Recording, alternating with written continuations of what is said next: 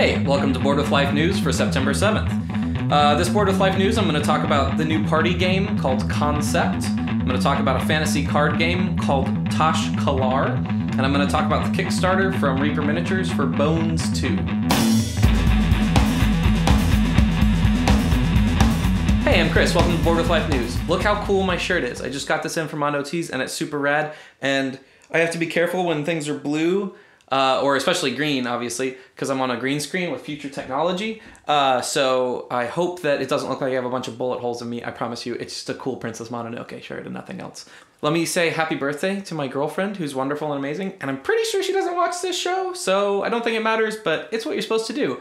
Also, our bit this week that's coming out tomorrow is for Mr. Jack, and it's really good. We're pretty happy with it. Casey wrote and directed with it and did a really awesome job. It's a little bit kind of more showy than some of our bits, but it's a lot of fun. And so definitely make sure you check that out tomorrow.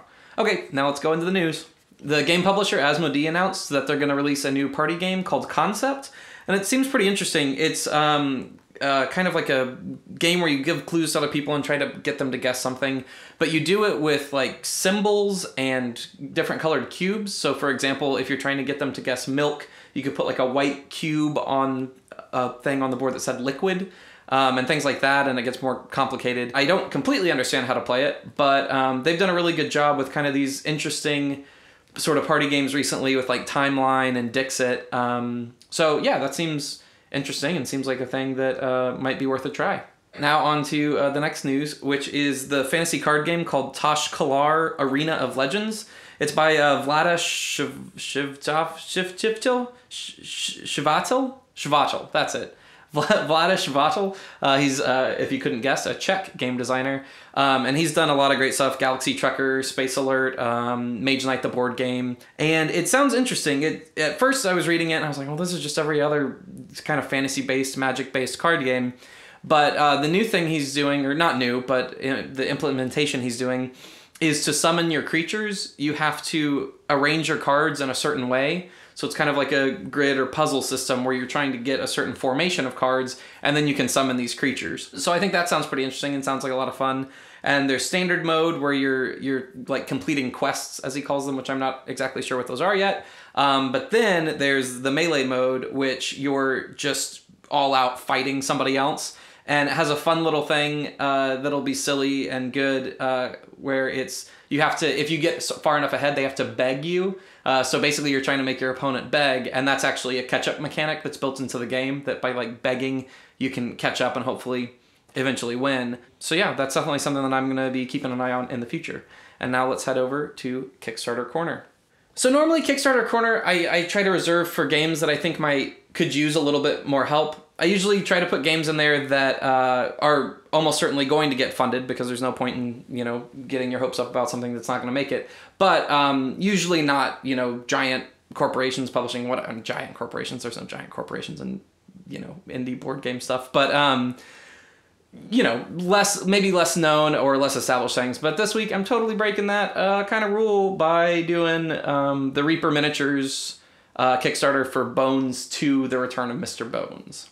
Basically what this is, they had an insanely successful Kickstarter last year with Bones 2, which was their big push for their new line of plastic gaming miniatures, instead of the normal ones, the metal ones that Reaper's made forever.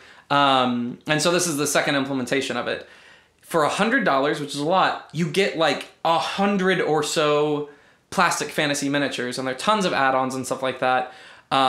Lots of really cool characters and all that stuff, and the more money they get, you just keep getting more and more and more and more and more plastic miniatures. So I'm pretty excited about that. They have some really cool ones. I'm really excited about I think they're called Mouselings, the little mice miniatures, because we're about to start a game of Mouse Guard, the role-playing game, so I'm looking forward to using those. I was just going to use my Mice and Mystics miniatures, but why not use little Mouselings? And Reaper Miniatures is located in Denton, Texas, which is where I live, so I've got to rep my hometown for my homies and sip on gin and juice, as they do when getting upon the crunks. All the crunks. Okay, so that was the news this week. Please ask questions, or we need more questions in the comments. Anything about games, anything you want to hear me talk about, anything about the show. on Twitter, on Facebook, on Board Game Geek, or just the easiest is probably in the comments below. This week's question comes from Kyle Nelson, and he asked it via YouTube. And he said, you can only choose 2 of the following 3. 1, player interaction. 2, immersive theme. Or 3, strong mechanics. So that one of those is super easy for me. Definitely strong mechanics is my number 1. And then the player interaction and immersive theme, both of those can be kind of icing on the cake for me. But I think I'd choose immersive theme because some of my favorite games are games that often people complain that there's not enough player interaction. Like Dominion, that's one of the main complaints I hear, is that you kind of feel like you're playing your own little game while somebody else is playing their own little game. Or Agricola. But that doesn't bother me at all. I actually sometimes prefer that. I really don't like games that can be sort of mean-spirited with their player interaction. So it kind of depends on the theme then. But an immersive theme is usually icing on the cake, like those 2, Dominion and Agricola. The themes aren't particularly immersive or particularly original or creative.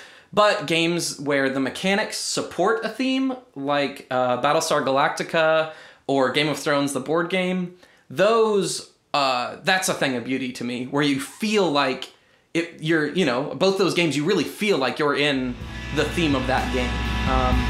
So I think when mechanics support a really awesome theme, that's awesome.